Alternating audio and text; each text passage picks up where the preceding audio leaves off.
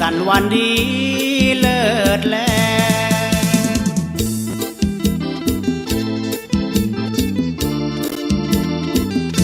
เลิกงามยามดีวันปีใหม่แก้วเป็นมาแถมแล้วสงกรานต์ล้านนาประเพณีมีมาแต่เก่าเช่นอุ้ยม่อนเท่าสืบสานนานมาหนาเจ้าแม่หนา13 เมษาเวียนมาแถมตื้อ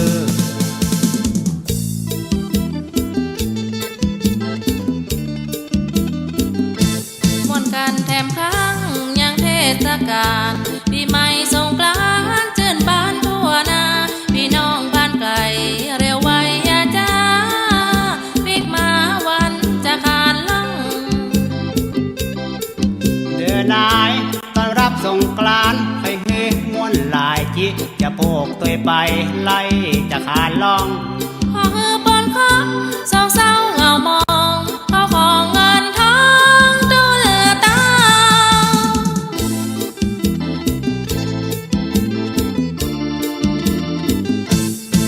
13 เมษาจะขานล่องเจ้า14 วันเน่าเตรียมข้อของหัวตาล15 พายวันนั้นแต่ดำหัวพ่อแม่ที่เปิ้นป้ามาน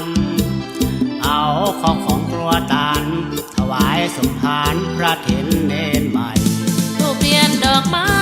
น้ำอบน้ำหอมส้มปล่อยใส่อ้อมความตั้งขันแก้วคารวะดำหัวคนเท่าแต่แล้วพี่ไม่แก้วม้วนใจขนาแถมกรรมคนสายเขาวัดบุญหนุนนำตักบาทฟังธรรมบาปกรรมหายแน่ลูกได้ล่วงล้ำก้าวคำตามใจยกโทษอภัยเจ้า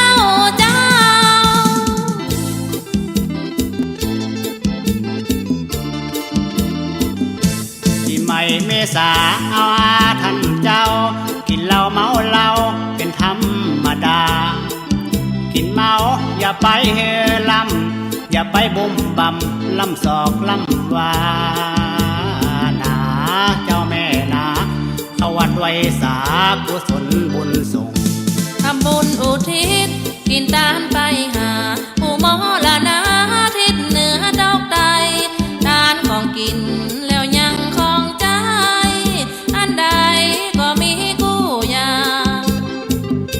สุขสวัสดีมีโจ้แก้มมานปีใหม่สงกรานต์พี่น้อง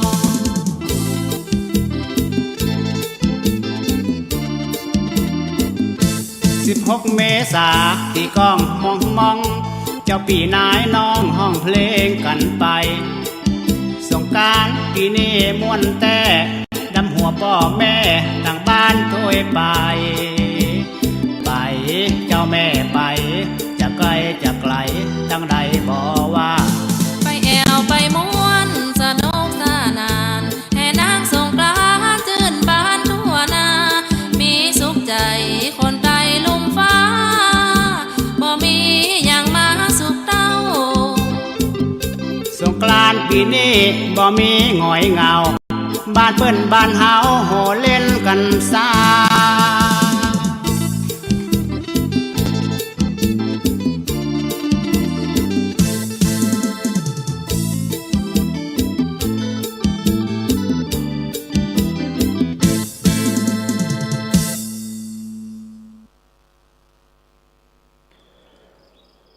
ขอกราบถวายความนอบน้อมแด่พระรัตนตรัย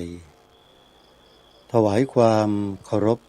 พระมหาเถระพระเถรานุเถระทุกท่าน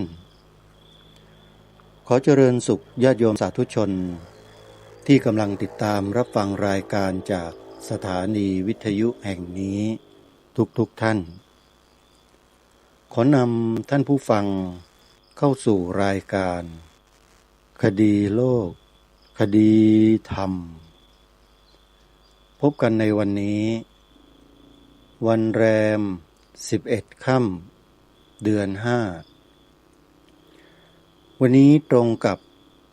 วันจันทร์ที่13 เมษายน พ พระพุทธศักราช 2569 รายการคดีโลกคดีธรรมมาพบกับสาธุชนเป็นประจำทุกวันทางสถานีวิทยุแห่งนี้ท่านผู้ฟังสามารถติดตามรับฟังผ่านทางโทรศัพท์มือถือได้โดยการดาวน์โหลดแอปพลิเคชันที่ชื่อว่าวิทยุพุทธศาสนาทั่วไทยแอปพลิเคชันดังกล่าวรวบรวมสถานีวิทยุพระพุทธศาสนาในทุกภูมิภาคไว้ในที่เดียวกันแล้ว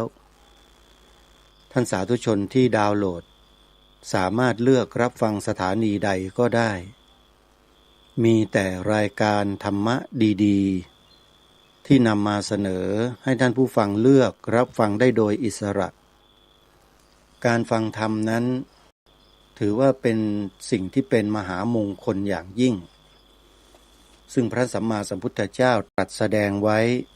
ในมงคลสูตรมากมายหลายประการหนึ่งในนั้นคือการแสดงธรรมและการฟังธรรมธรรมัสสวนังเอตัมมังคัลมุตตมังบทสวดที่พระสงฆ์ท่านสาธยายเจริญพระพุทธมนต์ที่บ้านญาติโยมบ้างที่ตามวัดวาอารามสถานที่สำคัญที่มีกิจกรรมใหญ่ๆท่านก็จะใช้บทสวดนี้แหละสาธยายเพื่อความเป็นสิริมงคลอเสวนาจะพาลานังปันดิตานันจะเสวนาปูชาจะปูชนียานังเอตัมมังคัลมุตตมังบทนี้แหละท่านผู้ฟังเขาเรียกว่าบทอเสวนาที่เรารู้จักคุ้นเคยกันนะจริงๆแล้วชื่อเขาคือมังคลสูตรหรือมงคลสูตรซึ่งเป็นสูตรที่พระสัมมาสัมพุทธเจ้าตรัสแสดงแก่เหล่าเทวดาทั้งหลายที่ลงมาทูลถามพระสัมมาสัมพุทธเจ้าว่าอะไรเป็นมงคลพระสัมมาสัมพุทธเจ้าก็ตรัสแสดงมงคลสูตรนี่แหละหนึ่งในนั้นก็คือการฟังธรรมถ้าใครต้องการความเป็นสิริมงคลแก่ชีวิตให้โยมฟังธรรมะทุกวันก็จะได้ความเป็นสิริมงคลแก่ชีวิตอย่างมากมายมหาศาลและอีกหนึ่งพระพุทธดำรัสที่พระสัมมาสัมพุทธเจ้าตรัสแสดงไว้ก็คือการสั่งสมบุญนำสุขมาให้การฟังธรรมนี้ก็คือการสั่งสมบุญประการหนึ่งคือสั่งสมความรู้ที่เป็นปัญญาสัมมาทิฏฐิทุกวันทุกเวลาทุกชั่วโมงก็จะได้เป็นความเป็นสิริมงคลหรือบุญกุศลเพิ่มพูนในใจของเราเรื่อยๆยกตัวอย่างอาตมาภาพเนี่ยท่านผู้ฟังชอบฟังธรรมะฟังไปก็พิจารณาตามที่พระท่านพูดท่านแสดงท่านกล่าวท่านอธิบายไปฟังทุกวันความรู้มันก็แตกฉานไปเข้าใจไปเหมือนกับการเรียนธรรมะก็เหมือนกันก็เป็นสิริมงคลการเรียนก็คือการฟังนั่นฟังพระอาจารย์ท่านอธิบายในชั้นเรียนพอเราไม่เข้าใจตรงไหนเราก็ถามท่านเป็นสิริมงคลธรรมสากัจฉาเอตัมมังคัลมุตตมังการสอบถามการตอบธรรมะถามตอบธรรมะ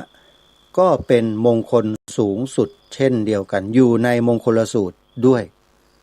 คือธรรมสากัจฉาการถามการตอบธรรมะพระสงฆ์ในประเทศไทยเราจึงพยายาม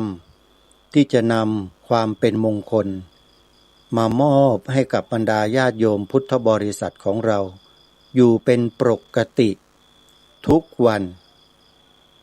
พาญาติโยมทำบุญสร้างกุศลตลอดพระ หลายรูปพาบรรดาญาติโยมปลูกป่าเพิ่มพูนพื้นที่ป่าขึ้นได้ไปแจ้งบอกขออนุญาตสำนักงานของการดูแลป่าไม้ทางส่วนงานก็ให้อนุญาตใช้ผืนป่าเพื่อบำเพ็ญสมณธรรมได้ในขณะเดียวกันพระสงฆ์ท่านก็ช่วยปลูกป่าเพิ่มเติมขึ้นเพิ่มขึ้นจากที่ไม่มีป่าไม่มีต้นไม้ก็กลายเป็นต้นไม้กลายเป็นป่าในที่สุดนี่คือพระภิกษุสงฆ์ที่อยู่ในป่าในดงญาติโยมท่านก็พาปลูกป่ากันแต่ก็มีกระแสที่บิดเบือนหาว่าพระสงฆ์ไปทำลายป่าบ้างไปอะไรต่อไม่อะไรแล้วก็ฟ้องร้องเจ้าหน้าที่ก็พาขบวนของกลุ่มมนุษย์เข้าไปเป็นจำนวนร้อยจำนวนพันเพื่อไปตรวจสอบว่าบุกรุกป่าหรือไม่อะไรต่างๆที่มันเกิดขึ้นเหล่านี้บ่อยครั้งมากจนพระสงฆ์ท่านอยู่ป่ากันไม่ได้แต่ส่วนหนึ่งเราก็ต้องยอมรับนะท่านผู้ฟังว่ามีพระสงฆ์บางรูปพระภิกษุไม่ใช่พระสงฆ์พระภิกษุบางรูปที่รู้แก่อำนาจทางกฎหมายคือทำเกินกฎหมายก็มีไปบุกรุกไปเรียกอะไรไปถางป่าตัดต้นไม้เพื่อหวังจะสร้างถาวรวัตถุเอาไว้ในป่าก็มีโดยที่ไม่ได้ขออนุญาตกรมป่าไม้ก่อนเมื่อกรมป่าไม้ทราบมีคนมาฟ้องร้องเขาก็ต้องส่งเจ้าหน้าที่เข้าไปเพื่อพิสูจน์หลักฐานแล้วก็ดำเนินการตามข้อกฎหมายก็เป็นเรื่องปกติตามข้อกฎหมายเขียนกฎหมายไว้อย่างไรก็ต้องปฏิบัติอย่างนั้นโดยเฉพาะอะไรที่เกี่ยวกับพระกับสงฆ์เนี่ยกฎหมายก็ดำเนินการง่ายแต่ถ้าอะไรเกี่ยวกับพ่อค้าอิทธิพลคนมีอำนาจใหญ่ๆโตกฎหมายก็ดำเนินการยากเหลือเกินก็เป็นอย่างนี้แหละท่านผู้ฟังธรรมดาของโลกโลกียวิสัยก็จะเป็นอะไรในลักษณะเช่นนี้เป็นเรื่องธรรมดาเมื่อเรารักที่จะอยู่กับโลกใบนี้เราก็ต้องรู้จักโลกด้วยว่าโลกนี้มันเป็นยังไงแล้วถ้าหากเราไม่มีใจเข้มแข็งอดทนต่อสู้ยืนหยัดมั่นคงเราก็อยู่ไม่ได้เราก็อยู่ในโลกนี้ทำอะไรต่อไม่อะไรก็ทำไม่ได้เพราะเราไม่ทันโลกพระสัมมาสัมพุทธเจ้าทรงอุบัติขึ้นมาในโลกก็เพราะพระองค์ต้องการให้มนุษย์ในโลกนี้มีความเฉลียวฉลาดมีความรู้เท่าทันโลกแล้วก็จะอยู่กับโลกนี้ไปได้อย่างไม่ต้องเดือดร้อนใจโลกจะหมุนไปอย่างไรมนุษย์ในโลกจะเป็นเช่นไรพระสงฆ์ไทยพระสงฆ์เทศที่เป็นลูกศิษย์พระสัมมาสัมพุทธเจ้าเนี่ยจะอยู่กับโลกนั้นได้เหมือนกับแมลงที่ไปตอมกินเกสรดอกไม้แมลงผึ้งแมลงภู่เนี่ยก็จะไม่ทำให้ดอกไม้นั้นชอกช้ำแม้แต่นิดเดียวดูดกินน้ำหวานของดอกไม้ไปสร้างประโยชน์ให้กับรวงรังและก็หมู่สมาชิกที่อยู่ในรวงรังที่เป็นตัวอ่อนให้เจริญเติบโตขยายเผ่าพันธุ์ของผึ้งเหล่านั้นต่อไป พระสงฆ์ของเราก็เช่นเดียวกันทำตัวเหมือนกับแมลงผึ้งอยู่กับหมู่ดอกไม้อมรที่เต็มป่าเต็มดงอาศัยเกสรน้ำหวานในเกสรดอกไม้มาหล่อเลี้ยงตนเองและหมู่สมาชิกให้อยู่ปฏิบัติตนต่อสิ่งเหล่านั้นด้วยความเรียบง่ายและสุขุมคัมภีรภาพแมลงผู้แมลงผึ้งจึงถือว่าเป็นแมลงที่มีประโยชน์ไม่มีโทษใดๆต่อธรรมชาติทั้งสิ้นแถมยังช่วยขยายเผ่าพันธุ์ของต้นไม้นั้นๆให้เจริญงอกงามไพบูลย์ออกหมากออกผลเป็นจำนวนมากเพราะการไปดูดกินน้ำหวานในเกสรเท่านั้นแหละก็สามารถช่วยขยายพันธุ์ให้ต้นไม้ได้ให้ป่าไม้ได้มาจนถึงวันนี้ช่วยผสมเกสรต้นไม้นั้นก็ออกดอกออกลูกออกผลหล่นลงพื้นดิน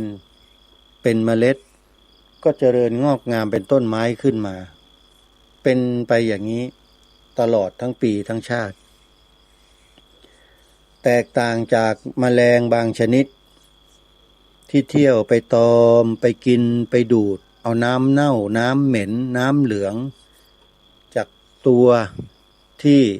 เป็นแมลงอยู่แล้วก็ไปไข่ใส่สิ่งเน่าสิ่งเหม็นนั้นก็กลายเป็นหนอนดูดกินของเน่าของเหม็นนั้นนำเชื้อตัวเองก็ไปปล่อยเชื้อให้คนอื่นให้สิ่งอื่นได้เกิดความเดือดร้อนอาทรใจเป็นแมลงที่สร้างความวุ่นวายโรคภัยไข้เจ็บให้เกิดขึ้นแก่สิ่งมีชีวิตอื่นๆอยู่ตลอดเวลาเรียกว่าเป็นแมลงที่กระทำตรงกันข้ามกับแมลงผึ้งแมลงผู้แล้วก็มีอยู่เยอะมากกว่าแมลงผึ้งแมลงผู้เสียอีกผู้คนก็ไม่ได้สนใจไม่ได้ใส่ใจหรอกเวลาจะไปตีรวงตีรังเนี่ยเขาไม่ไปตีรังแมลงพวกนี้นะมนุษย์เนี่ยไปตีรังผึ้งโยมเอาไฟไปเผาเอาไฟไปลนทำลายฆ่าผึ้งตายเป็นเบื่อเลยแต่กับแมลงชนิดที่กล่าวมาเมื่อสักครู่นี้ไม่มีใครไปสนใจไม่ไปตีมากินไม่ไปจับมาคั่วไม่มีแมลงพวกนี้เป็นที่รังเกียจของมนุษย์ในสังคมโลกทั่วโลกเลย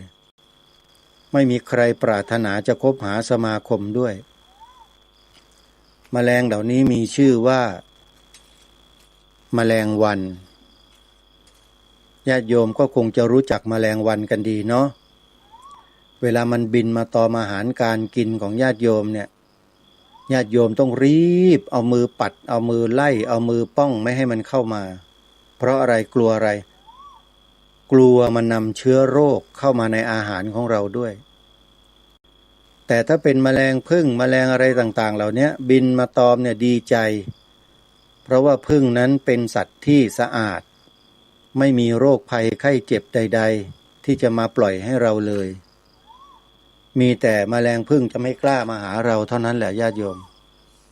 นะฮะแต่ถ้าพวกแมลงวันนี่ไม่ต้องเชิญไม่ต้องเชื้อไม่ต้องเรียกไม่ต้องบอกมาเลยนะฮะไม่ต้องเชื้อเชิญไม่ต้องจุดธูปบอกด้วยพวกแมลงวันเนี่ยมันรู้มันมาเลยโยม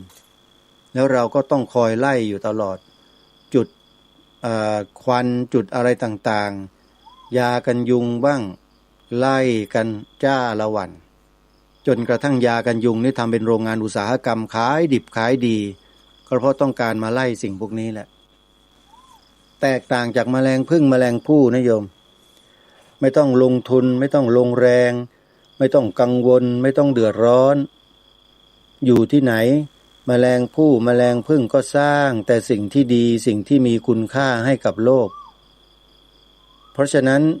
เปรียบอุปมาอุปไมยเหมือนกับมนุษย์ในโลกนี้ก็เหมือนกัน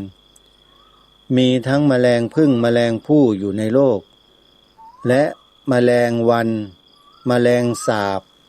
แมลงอะไรต่างๆที่นำเชื้อโรคมาติดต่อมนุษย์เยอะมากมายเลยเยอะกว่าแมลงผึ้งแมลงผู้ซะอีก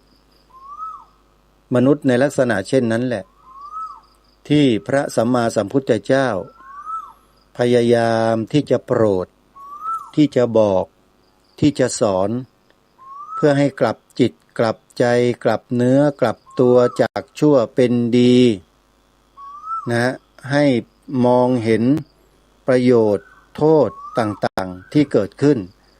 จากพฤติกรรมจากการกระทำที่ไม่ถูกต้องแล้วให้หันมาประพฤติปฏิบัติในทางที่ถูกต้องคือตามอริยมรรคมีองค์8มีสัมมาทิฏฐิเป็นต้นเมื่อพูดถึงอริยมรรคมีองค์8แล้วอาตมาก็เคยนั่งวิเคราะห์เคยเจาะลึกลงไปว่าพระอริยบุคคลมีพระสัมมาสัมพุทธเจ้าเป็นต้น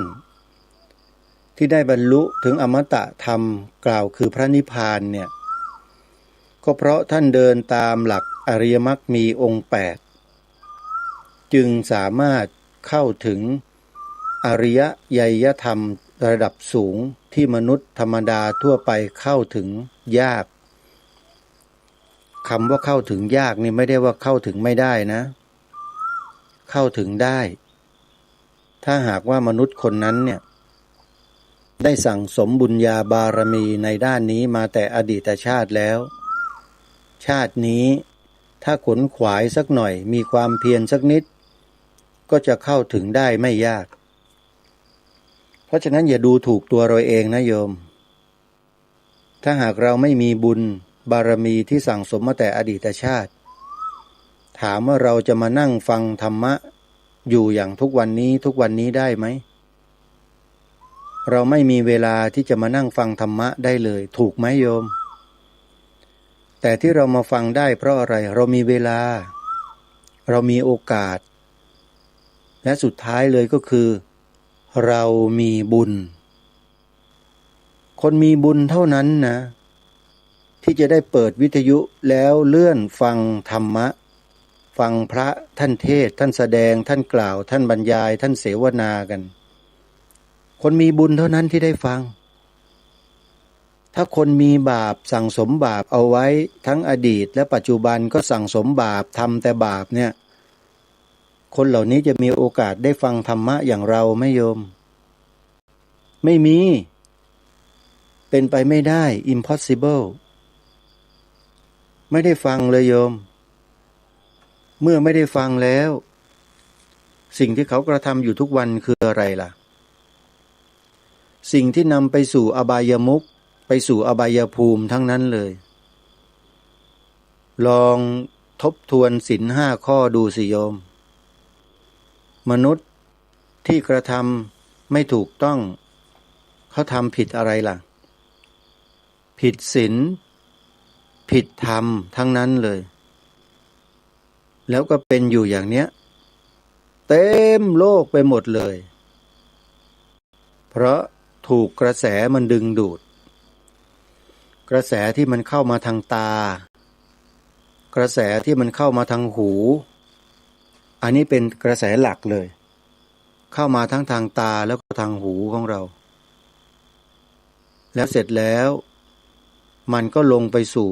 ใจเรียกว่ามโนทวารเมื่อเข้าไปสู่ใจแล้ว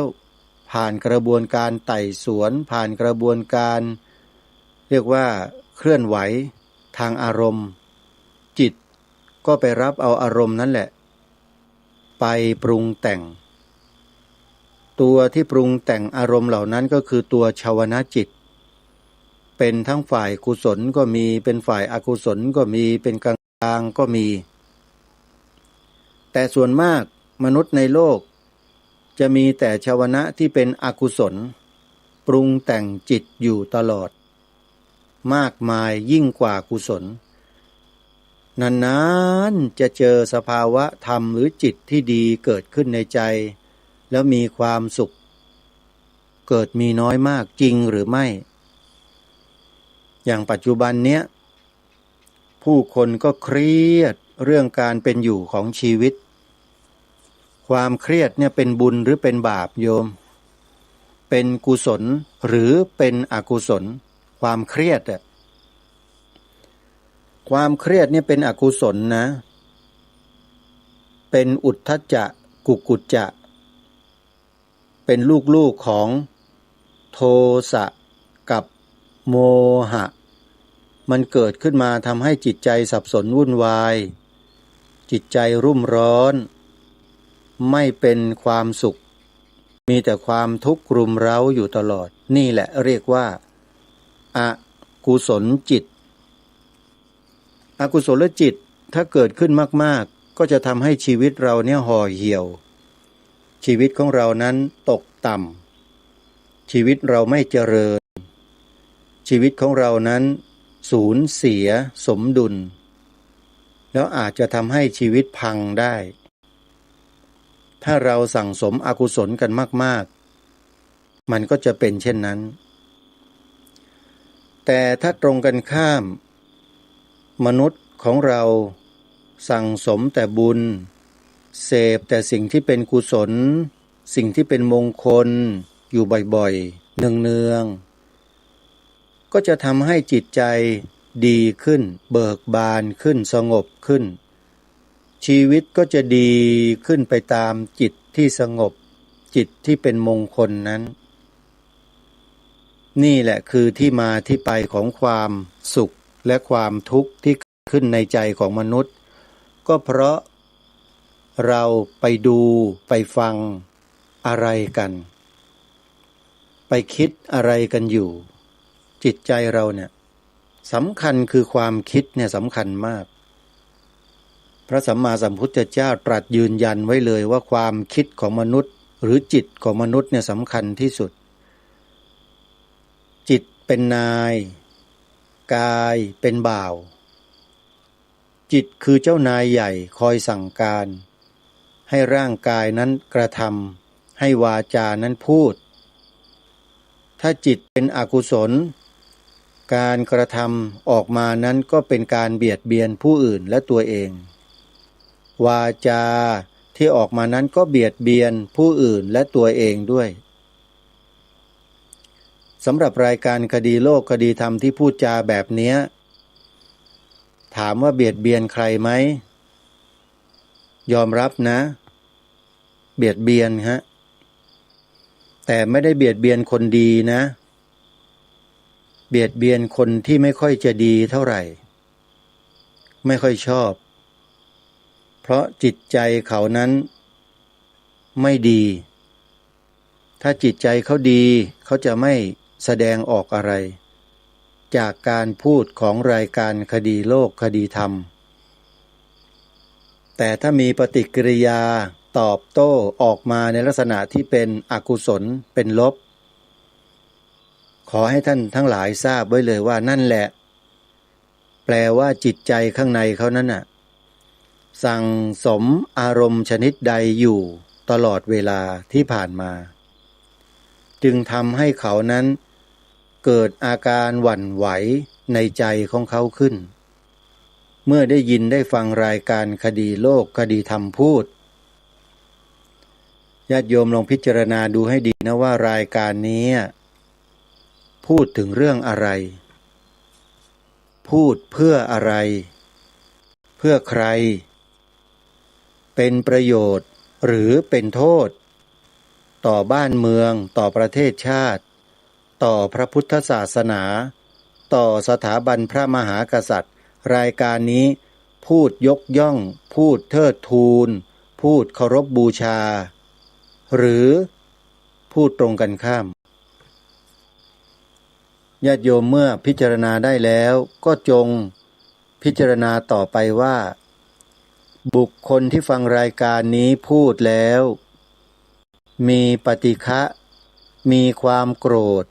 เกิดความไม่พอใจขึ้นเนี่ยหมายความว่าคนเช่นนั้นเป็นคนเช่นไรอันนี้ญาติโยมพิจารณากันเองอาตมาภาพไปชี้นำโยมไม่ได้แต่พูด ให้โยมได้มีแนวในการคิดพิจารณามองให้เห็นด้วยตนเองว่าคนในสังคมโลกใบนี้เนี่ยมีจิตใจแตกต่างกันหรือเหมือนกันอย่างไรและเมื่อมีจิตใจแตกต่างกันแล้วมีพฤติกรรมที่แตกต่างกันแล้วมีคำพูดที่แตกต่างกันแล้วเราจะอยู่ร่วมกันกับเขาอย่างไรแล้วเราจะมีโอกาสช่วยเหลือเขาอย่างไรนี่เราต้องคิดแบบนี้นะโยมต้องการจะช่วยเขาอาตมาก็คิดแบบนี้แหละต้องการจะช่วยญาติโยมประเภทนั้นน่ะที่ไม่ยอมจะเข้าใจอะไรสักทีหนึ่งรายการนี้ออกมารณรงค์เรื่องศาสนาประจำชาติเรื่องสีขาวในธงชาติก็มานั่งบ่นนั่งว่าตำหนิอยู่ในใจตลอดแล้วก็หาช่องทางหาโอกาสจะดำเนินการกับผู้ดำเนินรายการไม่ทางใดก็ทางหนึ่งอยู่ตลอดเลยพูดง่ายๆก็คือต้องการจ้องจะเล่นงานอยู่อะคนที่จ้องจะเล่นงานรายการคดีโลกคดีธรรมเนี่ยโยมว่ามีจิตใจเป็นเช่นไรจิตใจเขาเป็นเช่นไรญาติโยมใจเขาดีไหมใจเป็นกุศลไหมใจเขาเป็นมงคลไหมญาติโยมลองพิจารณาดูนะโยมนะอาตมาภาพจะไม่ปรารภถึงบุคคลเหล่านี้มากนักเพราะยิ่งพูดไปเขาก็ยิ่งเกิดความคับแค้นเกิดความทุกข์ทรมานในใจยิ่งขึ้นอาตมาก็จะกลายเป็นบาปเป็นกรรมอีกอย่าไปพูดถึงเยอะพูดถึงเนื้องานดีกว่านะโยมเนาะก็กลับเข้ามาแล้วกันญาติโยมเวลาก็ล่วงเลยมาเยอะแล้ววันนี้ก็ปรารภสิ่งอันพันละเล็กพันละน้อยในเบื้องต้นให้เราได้ฟังกันพอจะได้คิดมองเห็นสภาวะในจิตใจของคนเราที่มีอยู่ในสังคมรอบตัวเราเนี่ยว่าเขาเป็นคนเช่นไรเราก็จะพิจารณาศึกษาออกแล้วเราก็จะได้หาทางที่จะช่วยเหลือเกื้อกูลพวกเขาเนี่ยให้มีจิตใจที่ดีขึ้นมีความสุขมากขึ้นด้วยความกรุณาของเราในใจเมื่อเราสั่งสมบุญทำบุญฟังเทศฟังธรรมฟังสถานีวิทยุพระพุทธศาสนาของครูบาอาจารย์ของเราอยู่บ่อยๆนั่นหมายความว่าจิตใจเราจะต้องสูงขึ้นดีขึ้นหนักแน่นขึ้นมั่นคงยิ่งขึ้นจะไม่หวั่นไหวต่ออารมณ์ภายนอกที่มากระทบง่ายขึ้นนะหวั่นไหวยากโยมไม่หวั่นไหวง่ายนะนั่นแปลว่าเรานั้นสามารถจะเป็นที่พึ่งของคนอื่นได้บ้างที่พึ่งในที่นี้คือไม่ได้หมายความว่าเราจะต้องไปให้ข้าวให้ปลาป้อนข้าวป้อนปลาให้เสื้อผ้ายารักษาโรคที่อยู่อาศัยให้สมบัติทรัพย์สินไม่ใช่เป็นที่พึ่งนี้หมายความว่าที่พึ่งทางจิตใจของผู้คนโดยการเราพูดเราแสดงเรากล่าวกับคนเหล่านั้นด้วยวาจาที่เป็นมิตรกับเขาแล้วก็ค่อยๆแนะนำให้เขานั้นรู้จักแนวทางหรือหนทางที่จะปรับปรุงและพัฒนาตนเองให้ดีขึ้นได้พวกเราเนี่ยสามารถทำได้ญาติโยมค่อยๆเป็นค่อยๆไปค่อยๆศึกษาค่อยๆเรียนรู้ไปในตัวด้วยถือว่าการที่เราคิดจะช่วยเหลือผู้อื่นเนี่ยมันเป็นการศึกษาเรียนรู้สำหรับชีวิตของเราไปด้วยหาประสบการณ์ชีวิตไปเรื่อยๆว่าคนคนนี้เราช่วยได้ไหมช่วยได้เพราะอะไรและที่ช่วยไม่ได้เพราะอะไร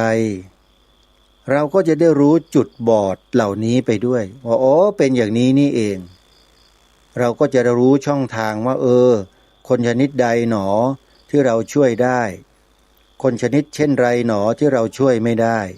เราก็จะได้รู้ในข้อนี้ด้วยแล้วเราก็จะได้เลือกช่วยเหลือคนที่เราช่วยเหลือได้ใช่ไหมญาติโยมเราจะไปเสียเวลากับคนที่ช่วยเหลืออะไรไม่ได้แล้วนั้นทำไมใช่ไหมก็ต้องปล่อยเขาไป ไม่ใช่ว่าเราไม่พยายามช่วยนะ เราพยายามแล้ว แต่เขาไม่ให้ความร่วมมือกับเรา เราก็ต้องปล่อยนะโยม ไม่เช่นนั้นถูกดึงจมไปด้วยนะ เอานี่พูดจริงๆนะเนี่ย ถูกดึงจมไปเลย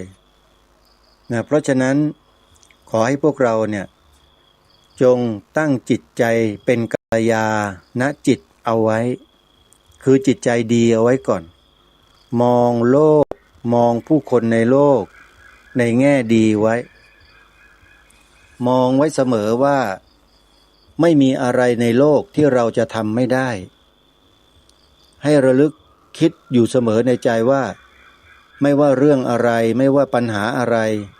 เราแก้ได้เราทำได้ให้ตั้งจิตเอาไว้อย่างนี้นะตั้งจิตไว้อย่างนี้แล้วมันจะทำได้แต่ถ้าตั้งจิตเอาไว้ตรงกันข้ามยังไม่ทันไรเลยบอกโอ๊ยไม่เอาฉันทำไม่ได้หรอกไม่ฟังไม่อะไรแล้วมันก็ทำไม่ได้แล้วมันก็ฟังไม่ได้จริงๆนะโยมจริงไหมโยมแม่จันทิพย์โยมแม่จันทิพย์เมื่อวานนี้โทรศัพท์คุยกันอาตมาขอที่อยู่โยมไว้เพื่อจะส่งของส่งอะไรไปมอบให้โยมบอกว่ามีโยมท่านหนึ่ง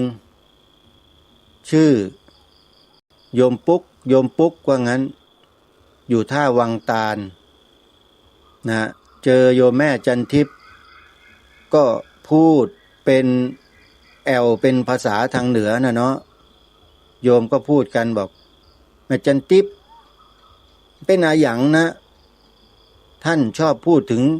โยมแม่จันทิพย์เนี่ยตลอดเลย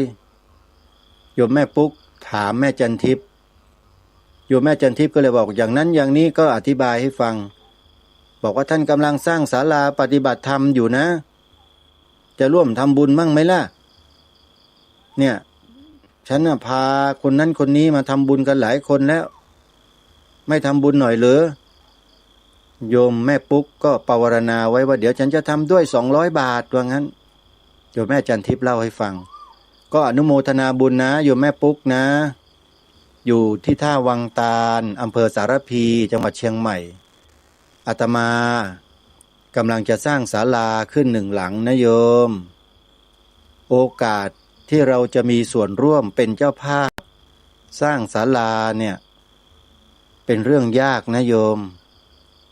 วัดวาอารามต่างๆนี่เขามีศาลากันพร้อมหมดแล้วสวยงามใช่ไหมแต่ที่นี่ยังไม่มีศาลาเลยอาตมาก็เลยถือโอกาสบอกบุญญาติโยมที่มีบุญทั้งหลายที่ได้รับทราบได้รู้ให้ช่วยกันเป็นเจ้าภาพบริจาคกันมาคนละเล็กคนละนิดคนละหน่อยนะโยมนะรวมกันสั่งสมเป็นกองบุญซื้อทรายซื้ออิฐซื้อปูนมาผสมแล้วก็มาก่อร่างสร้างศาลาปฏิบัติธรรมหลังนี้ด้วยกันเม็ดทรายทุกเม็ดก้อนอิฐทุกก้อนน้ำที่ผสมทุกหยดแรงงานที่กระทำลงไปนั้นล้วนแล้วแต่ได้มาจากเงินบริจาคของญาติโยมทั้งนั้น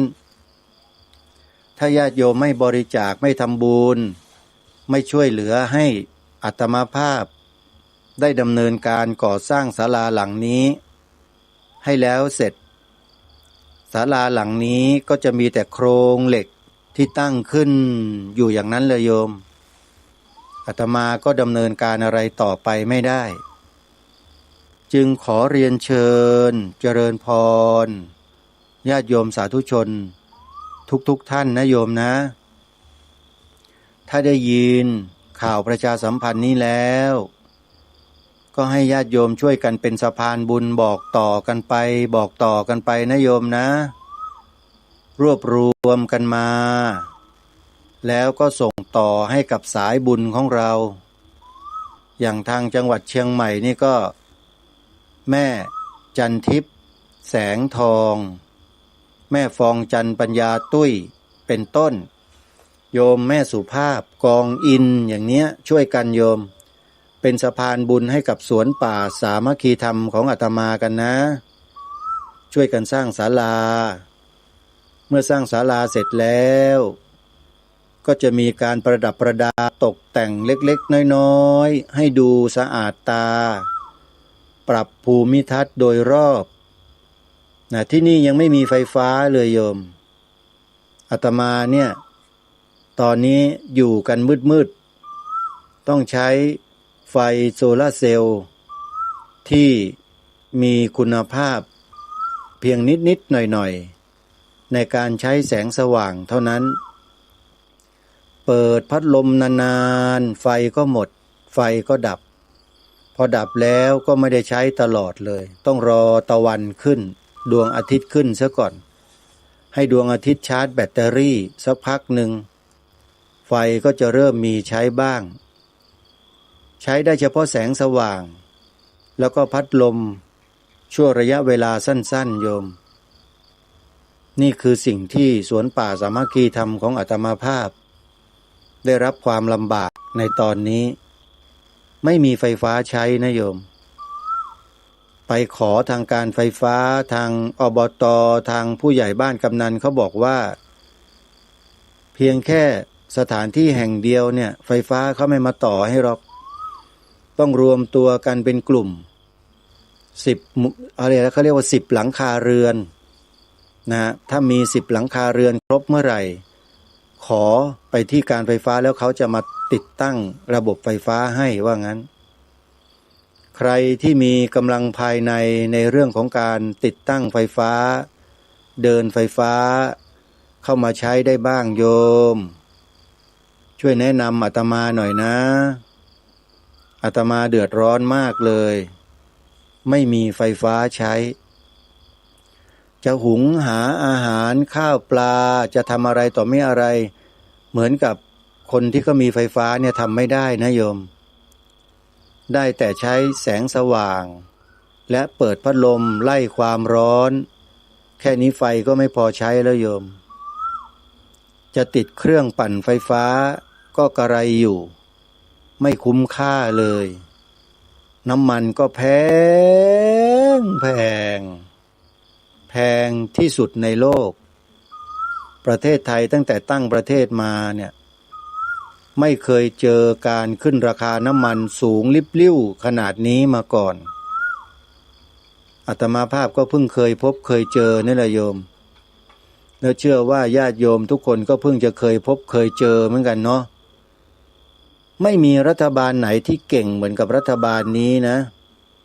ที่ขึ้นราคาน้ำมันได้ทีหนึ่งหลายตังค์เห็นว่า10 กว่าบาทขึ้นทีเดียวรวดเลยไม่เคยมีรัฐบาลไหนทำได้เก่งถึงขนาดนี้มาก่อนต้องยอมรับนะเก่งมากๆเลยอนุโมทนาสาธุขอให้ได้กันเยอะๆนะได้อะไรนั้นก็แล้วแต่ที่กระทำกันนะโยมไม่ได้แช่งนะโยมอวยพรกันให้ได้เยอะ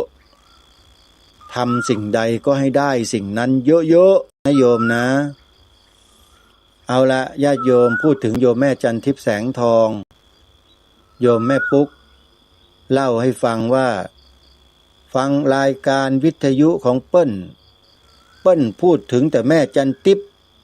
บ่อยๆเนี่ยเปิ้ลเป็นใครเป็นไผกันนะแม่จันทิพย์ก็เล่าเป็นฉากให้ฟังเลยพอเล่าเสร็จแม่จันทิพย์บอกบุญมาร่วมสร้างศาลากับเปิ้ลหน่อยเลยโยมแม่ปุ๊กปรารถนาไว้เดี๋ยวฉันทำบุญด้วย200รอเงินคนแก่ออกก่อนอาตมาก็รอโยมแม่ปุ๊กนี่แหละนะร่วมทำบุญเข้ามาแล้วเมื่อโยมแม่จันทิพย์ได้โทรศัพท์พูดคุยกันก็บอกรายชื่อเจ้าภาพที่ร่วมทำบุญสร้างศาลาปฏิบัติธรรมเข้ามาอีกจำนวนหนึ่งก็มีคุณโยมแม่แก้วดีมหาเทพร่วมบุญมา 1,000 บาทอนุโมทนาสาธุ และโยมแม่เพ็ญศรีชัยเจริญวงศ์300 บาทโยมแม่นงเยาว์แปลงแสง300 บาทโยมแม่คำน้อยแปลงแสง100 บาทแล้วก็โยมแม่สุภาพกองยิน500 บาทนี่โยมแม่สุภาพนี่โอนมาถวายเองขออนุโมทนาบุญนะโยมนะยังไงก็ช่วยบอกต่อกันไปช่วยกันทำบุญสวนป่าสามัคคีธรรมนั้นเปิดทางบุญให้แล้วการสร้างศาลานั้นมีอานิสงส์บุญเยอะกว่าสร้างโบสถ์นะโยมพระสัมมาสัมพุทธเจ้าตรัสไว้กับเทวดาครั้งหนึ่งเทวดามาทูลถามพระพุทธเจ้าถึงบุคคลเช่นไรหนอที่เมื่ออยู่ในโลกใบนี้ทำบุญเช่นไรจึงจะได้บุญทั้งกลางวันและกลางคืนเมื่อตายจากโลกนี้แล้วก็ไปสู่สวรรค์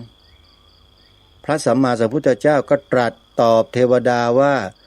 บุคคลใดก็ตามขุดบ่อน้ำสร้างสะพานสร้างอารามปลูกสวนป่าบุคคลนั้นได้บุญทั้งกลางวันและกลางคืนบุคคลนั้นมีศีล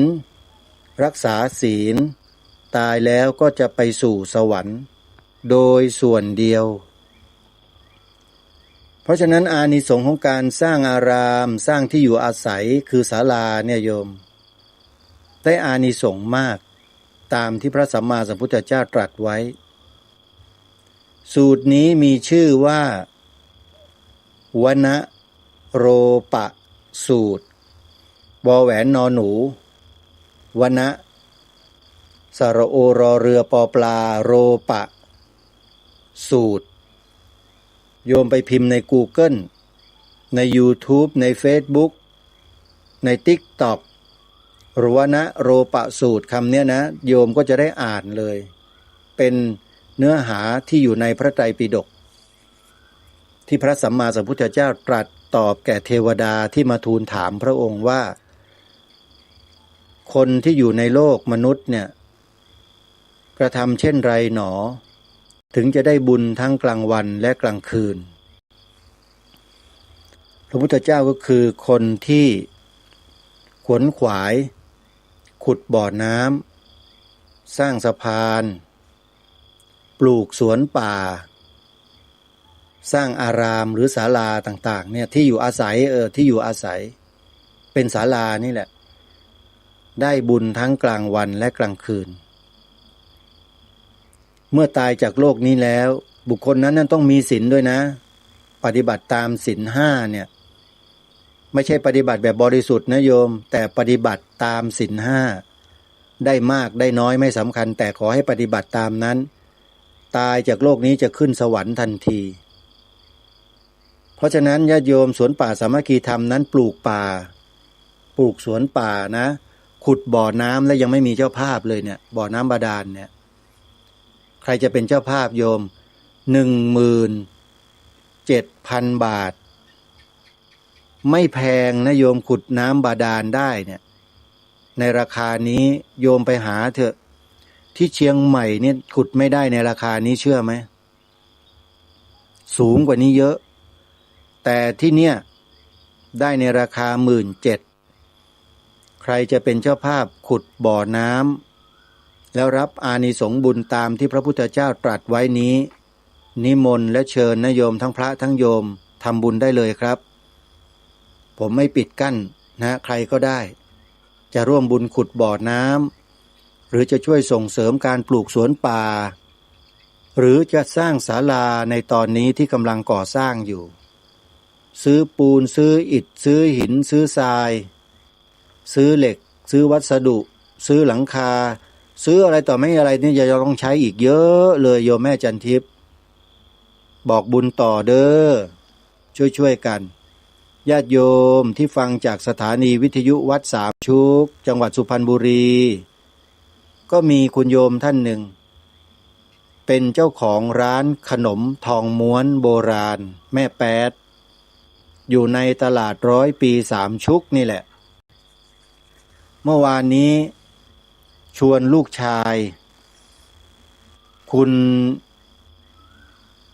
ณอะไรวิทย์อะไรนะขออภัยนะอาตมาก็จำชื่อไม่ได้อะไรวิทย์นี่แหละนะฮะนามสกุลเจริญวัยลูกชายของโยมอภิวัตเจริญวัยร่วมทำบุญเป็นเจ้าภาพสร้างศาลามา500 บาทหลังจากที่เห็นคุณพ่อคือโยมอภิวัตเจริญวัยได้ทำบุญสร้างศาลาเป็นเจ้าภาพสร้างศาลาทุกวันเลยโยมอภิวัตเจริญวัยเนี่ยโอนปัจจัยมาเป็นร่วมบุญสร้างศาลาปฏิบัติธรรมกับสวนป่าสามัคคีธรรมทุกวันเลยโยมโอนมาให้วันละ200 บาทบ้าง300 บาทบ้างโอนทุกวันเลยญาติโยมจะทำบุญอย่างโยมอภิวัตก็ได้นะโยมนะโอนมาทุกวันแบบนี้แหละมีพระอาจารย์รูปหนึ่งก็โอนมาทุกวันแล้วก็โยมอีกท่านหนึ่งนามสกุลตุ้มทองเนี่ยโอนมาทุกวันคุณโยมแม่ชีนงลักษณ์ราชวงศ์โอนมาทุกวันแล้วก็มีคุณโยมอีกท่านหนึ่งโอนทุกวันนะวันละบาทวันละ3 บาทวันละ5 บาทวันละ9 บาทวันละ10 บาทก็มีวันละ20 บาทก็มีโอนทุกวันโยมเนี่ยทำบุญอย่างเนี้ยเห็นไหมฮะไม่ต้องทำเยอะแต่ทำบ่อยๆอธิษฐานจิตบ่อยๆแล้วโอนมาทำบุญบ่อยๆโยม1 บาทก็เป็นเมล็ดทรายจำนวนมากมายนับไม่ถ้วนแล้วนะผสมเข้าไปเป็นคอนกรีตเสริมเหล็กนะแล้วก็ก่อร่างสร้างเป็นศาลาปฏิบัติธรรมขึ้นมานี่แหละคือการทำบุญที่แท้จริงทำบ่อยๆทำทุกวันทำบ่อยๆทำไปจนกระทั่งศาลานี้เสร็จนั่นแหละโยมแล้วก็จะมีบุญอื่นรออยู่นะการขุดบ่อน้ำอย่างที่บอกเมื่อสักครู่นี้ยังไม่มีใครรับเป็นเจ้าภาพแล้วหลังจากเสร็จศาลาแล้วก็จะมีการทำบุญแผงโซลาร์เซลล์เพื่อทำระบบไฟฟ้าขึ้นมาใช้ในศาลาอีกด้วยก็ยังจะต้องบอกบุญญาติโยมไปเรื่อยๆนะโยมนะอาตมาภาพมาปลูกป่าไว้แล้วก็ต้องการจะทำให้สถานที่นี้ร่มรื่นนะมีความเย็นนิตมานั่งอยู่นอกกุฏินะโยมเพราะตอนนี้ไฟฟ้ามันไม่พอใช้มันดับพัดลมก็เปิดไม่ได้ข้างในมันก็อุดอู้มันร้อนก็เลยออกมานั่งข้างนอกอากาศเย็นสบายเลยข้างนอกเนี่ยนะไม่มีไฟในป่าก็มืดนะสิงสาราสัตว์มันก็คงจะจ้องมองอาตมาแล้วว่ามานั่งทำอะไรเปิดไฟดวงเล็กๆแล้วก็พูดเมาส์อยู่คนเดียวพวกสิงสาราสัตว์นี่ถ้ามันมีสมองคิดนกหนูต่างๆมันคงจะบอกว่าไอ้มนุษย์คนนี้มันบ้าหรือไงมันรู้มานั่งบ่นอยู่คนเดียวเนี่ยกูฟังไม่รู้เรื่องอันนี้พูดตลกนะโยมขอขมาครูบาอาจารย์ด้วยครับขอขมาญาติโยมด้วยนะมาสู่ช่วงท้ายของเวลาหมดแล้วโยมอย่าลืมนะโยมนะร่วมทำบุญกันเป็นเจ้าภาพสร้างศาลาปฏิบัติธรรมร่วมกันอาตมาภาพเปิดทางบุญให้แล้วติดต่อมาที่อาตมาโดยตรงหรือโอนเงินมาทางบัญชีธนาคารก็ได้นะโอนมาที่ธนาคารไทยพาณิชย์หมายเลขบัญชี114214987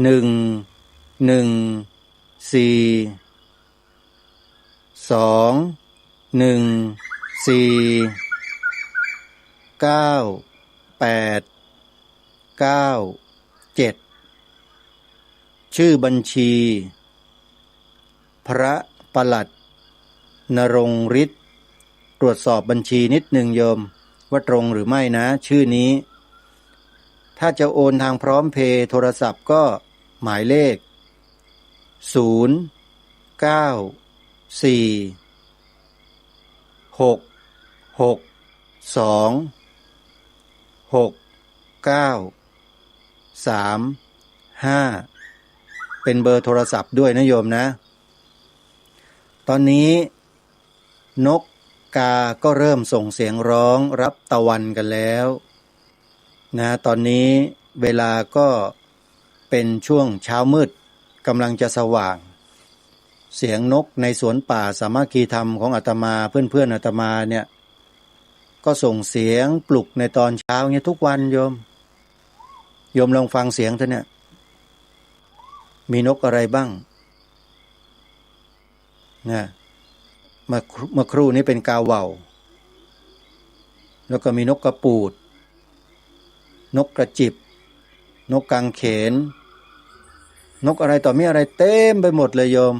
พอปลูกป่าแล้วเนี่ยเขาก็ได้มาอยู่อาศัยด้วยนะเอาละท่านสาธุชนพูดไปเดี๋ยวก็ยาวเวลาเกินมาแล้วต้องขออภัยครูบาอาจารย์ด้วยนะครับวันนี้เวลาหมดลงแล้วพบกับรายการได้ใหม่ในวันต่อไปขอความสุขความสวัสดีในธรรมแห่งองค์สมเด็จพระบรมศาสดาสัมมาสัมพุทธเจ้าจงปรากฏเกิดมีขึ้นในจิตใจของท่านผู้ฟังทุกท่านทุกคนเทินขอเจริญพรข่าวสารประการประชาสัมพันธ์ขอเชิญร่วมงานบุญมุทิตา